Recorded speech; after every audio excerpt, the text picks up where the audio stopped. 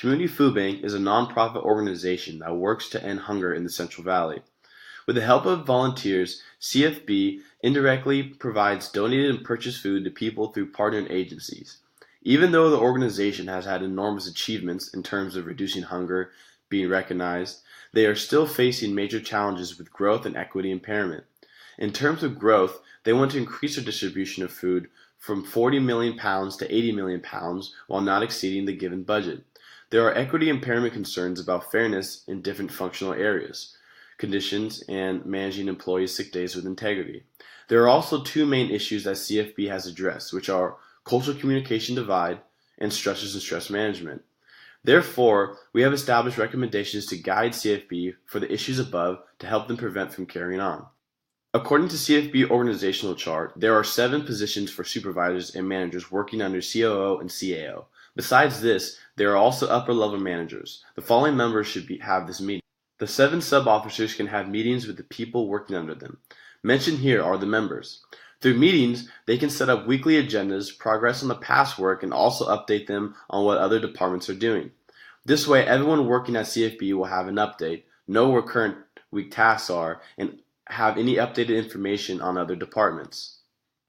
Sprint planning meetings is the most suitable form of meetings for CFB. This type of meeting should begin at the start of the work week. Each member present in the meeting can come up with a prioritized list of things they want to resolve or improve. A backlog list can also be made and discussed with a collective effort. It could be estimated how much time would be needed to resolve each issue.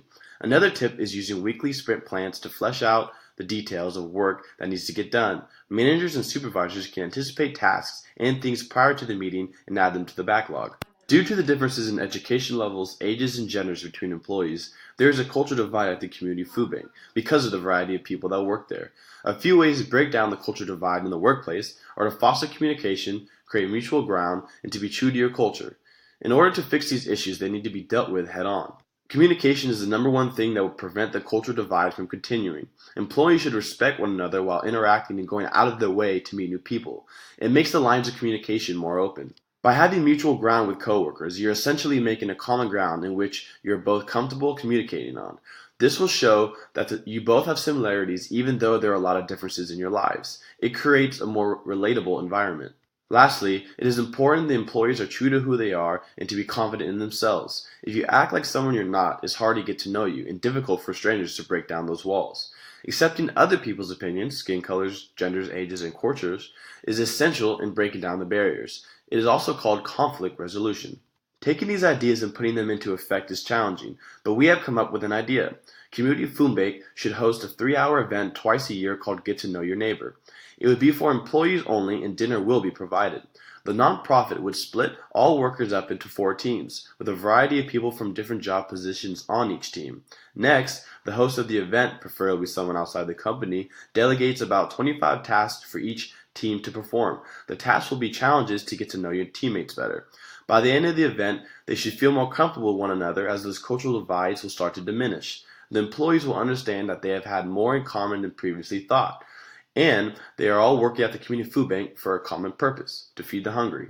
Stressors and prolonged experiences of stress in employees may cause many consequences. Several research studies have shown that employees experience high stress are more likely to fixate on single solutions to problems, revert to old habits to cope with current situations, show less creativity, and overestimate how fast time is passing.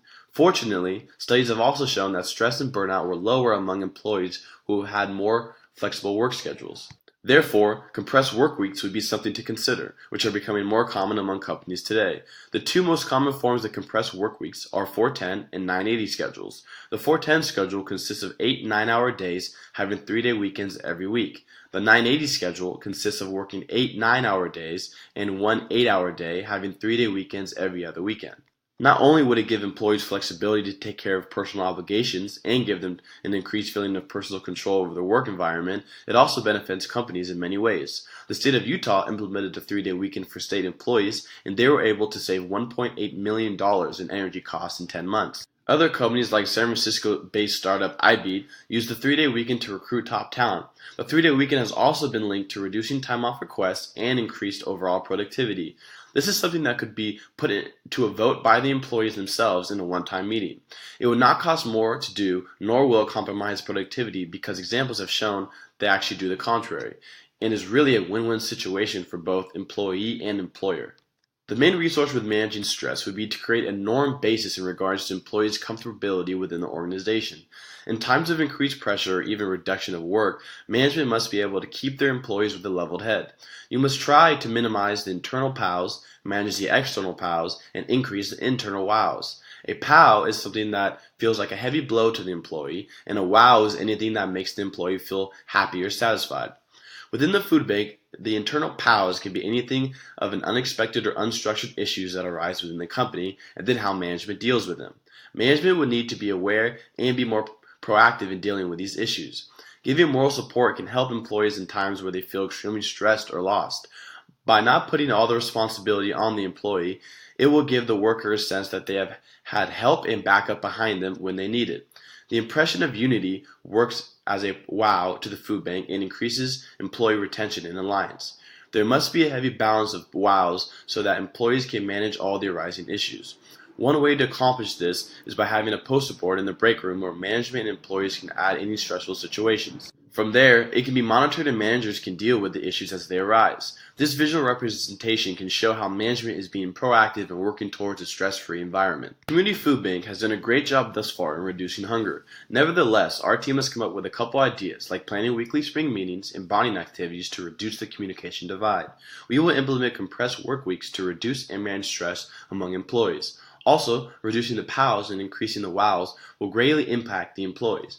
We feel that if these concepts are completed, it will really help the community food bank to thrive.